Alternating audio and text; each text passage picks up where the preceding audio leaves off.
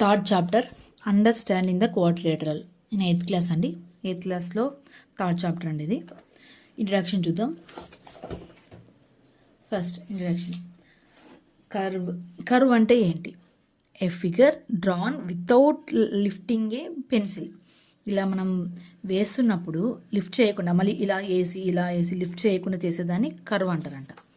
Example, ఇలా line ఇలా ఇలా ఇలా సర్కిల్ లిఫ్ట్ చేయట్లేదు, వేసుకుంటూ వెళ్ళిపోతున్నాం, దానికి curve. Simple curve. A curve which does not cross it self is a simple curve. ఇలా క్రాస్ అవ్వకూడదు, ఇలా ఇలా పాయింట్ ఇలా ఇలా ఇలా ఇలా ఇలా క్రాస్ అవ్వకూడదు. ఇలా క్రాస్ అవుతుందంటే సింపుల్ కర్వ్ కాదు. ఏదైతే సింపుల్ ఇలా సర్కిల్ కానీ ఇలా కానీ లైన్ ఇవన్నీ సింపుల్ కర్వ్ కిందికి వస్తాయి. ఇవి క్రాస్ అవుతున్నాయి కాబట్టి ఇవి సింపుల్ కర్వ్ కిందికి రావు. Next, closed curve. A curve which has no open ends. Open ends ఉండకూడదంట. This is called closed curve. క్వశ్చన్లోనే ఉంది క్లోజ్డ్ కర్వ్ అని, ఓపెన్ ఉండకూడదు. ఇలా బాక్స్ సర్కిల్ ఇలా ఇస్ కాల్డ్ క్లోజ్డ్ కర్వ్. ఇది చూడండి, ఎల్ లాగా క్రాస్ లాగా is not a closed curve, ఎందుకంటే ఓపెన్లో ఉన్నాయి కాబట్టి. Polygon. A simple closed curve made up of only line segment is called polygon. Simple curve అయి ఉండాలి, క్లోజ్డ్ కర్వ్ అయి ఉండాలి, అలాగే లైన్ సెగ్మెంట్ అయి ఉండాలి. Okay, simple curve, closed curve, అలా వన్ లైన్ సెగ్మెంట్ అయి ఉండాలి. దీన్ని పాలిగాన్ అంటారు. ఓకే, ఇప్పుడు ఇది చూడండి, ఈ లైన్స్ ఉన్నాయి. సింపుల్ కర్వ్ అంటే ఏంటి మనకు తెలుసు. ఏమి, దీనికి మనం క్రాస్ అయ్యి ఉండకూడదు, ఇలాగ క్రాస్ అవ్వకూడదు, ఇలా క్రాస్ అవ్వకూడదు సింపుల్ కర్వ్ అనేది. సో ఇది ఇలా క్రాస్ అయ్యింది, so it is not a polygon because it is a simple curve. Simple curve కాదు. నెక్స్ట్, ఇలా లైన్ చూడండి, ఇలా లైన్స్ ఇలా లైన్స్ ఇలా లైన్స్ ఇలా ఉంది. ఇది not a polygon because it's not a closed curve. క్లోజ్డ్లో లేవు కాబట్టి ఇది పాలిగాన్ కాదు. ఇది చూడండి, ఇలా లైన్స్ ఉన్నాయి, లైన్ సెగ్మెంట్స్లో లైన్స్ ఉన్నాయి, ప్లస్ ఇది క్లోజ్డ్ లూప్లో ఉంది, బట్ ఇది లైన్ సెగ్మెంట్ కాదు, లైన్లో లేదు, కర్వ్లా ఉంది. So it is not a polygon because A B is not a line segment. మామూలుగా ఇంకా అంటే ఏమి, సింపుల్ కర్వ్ అంటే క్రాస్ అయి ఉండకూడదు, క్లోజ్డ్ కర్వ్ అయి ఉండాలి, లైన్ సెగ్మెంట్స్ అయి ఉండాలి. ఇలా రెక్టాంగిల్, ప్యారలలోగ్రాము అలాంటివి, స్క్వేర్, ఇవన్నీ పాలిగాన్ కిందకి వస్తాయి.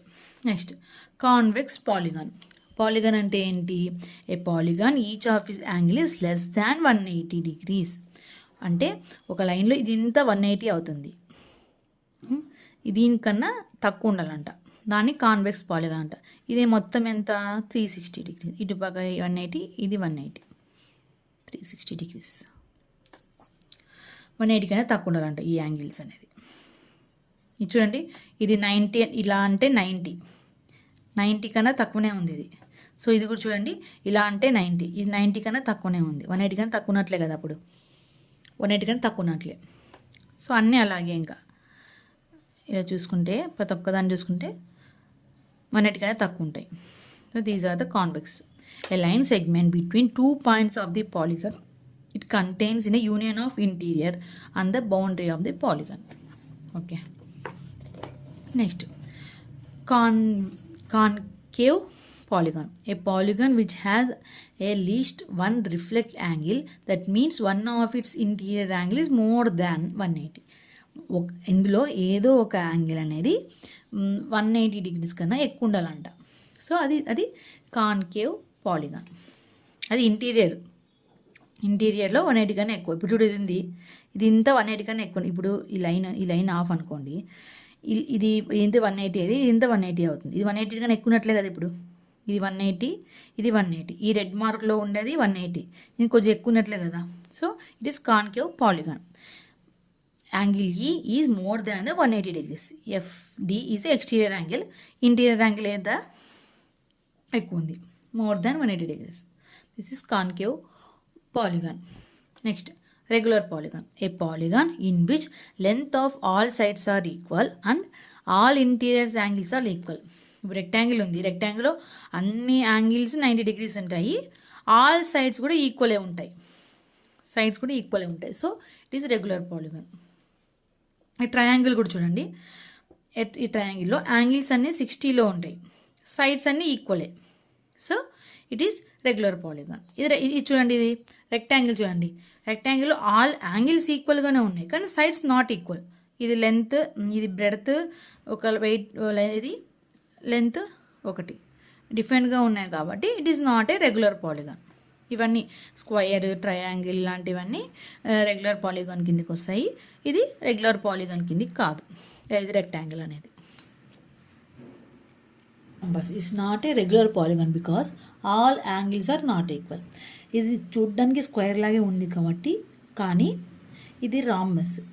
చూడండి, అన్ని సైడ్స్ ఈక్వల్గా ఉంటాయి కానీ స్క్వేర్కి అయితే అన్ని యాంగిల్స్ కూడా ఈక్వల్గా ఉంటుంది. రాంబస్కి మాత్రం ఇన్ కేస్ ఉండొచ్చు, ఉండకపోవచ్చు. So it is not a regular polygon.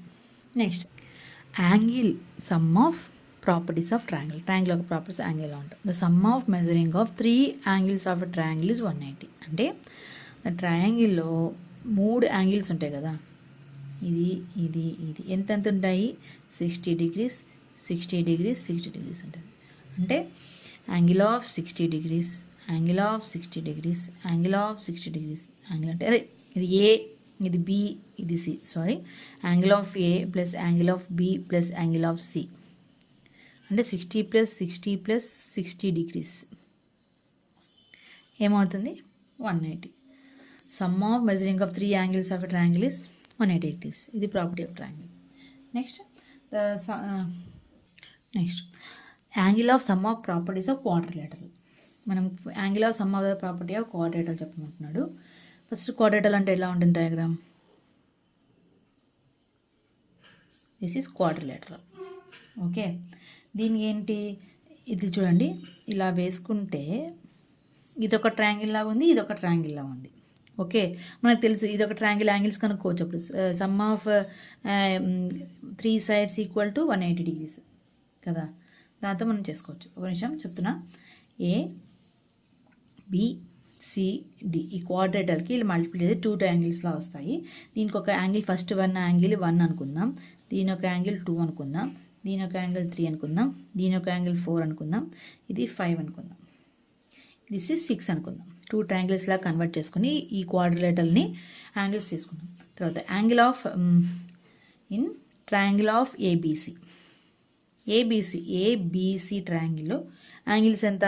Angle 1 plus angle 2 plus angle 3 ఎంత? 180 degrees. నెక్స్ట్ ఈ triangle in triangle of ACD. ACD triangle angles ఎంత? Angle C, angle 6 plus angle 5 plus angle 4 ఎంత అవుతుంది? 180 degrees అవుతుంది. ఇవి రెండు యాంగిల్స్ కలిస్తే మనకి క్వాడ్రిలేటరల్. అప్పుడు దీని ఫస్ట్ ఈక్వేషన్లో అనుకుందాం, దీని సెకండ్ ఈక్వేషన్లో అనుకుందాం, అదే కండిషన్స్ లాగా. యాడింగ్ ఆఫ్ 2 ఈ 2 స్టేట్మెంట్స్ అనుకుంటే, యాడింగ్ ఆఫ్ 2 స్టేట్మెంట్స్, ఈ 2 స్టేట్మెంట్స్ని యాడ్ చేసుకుంటే ఎంత వస్తుంది? Angle 1 plus angle 2 plus angle 3 plus angle 4 plus angle 5 plus angle 6. 1 2 3 అనేది దానికి, 4 5 6 అనేది ఒక యాంగిల్. ఓకే, ఎంత అంట? 2 ట్రయాంగిల్స్ ఏమవుతాయి? ఇప్పుడు 1 ట్రయాంగిల్ అయితే 180 degrees కదా, ఇప్పుడు 2 ట్రయాంగిల్స్ అయితే 180 + 180. 2 ట్రయాంగిల్స్ కదా, 1 ట్రయాంగిల్ 2 ట్రయాంగిల్. దీని ఒక సమ్ ఎంత అవుతుంది? 180 + 180 degrees ఎంత అవుతుంది? 360. ఇప్పుడు యాంగిల్ ఆఫ్ 1, యాంగిల్ ఆఫ్ 6 ఏమవుతుంది? ఏ అవుతుంది. యాంగిల్ ఆఫ్ 1, యాంగిల్ ఆఫ్ 6 ఏమవుతుంది? ఏ అవుతుంది. Plus angle of B, angle of C. Angle of C అంటే ఏంటి?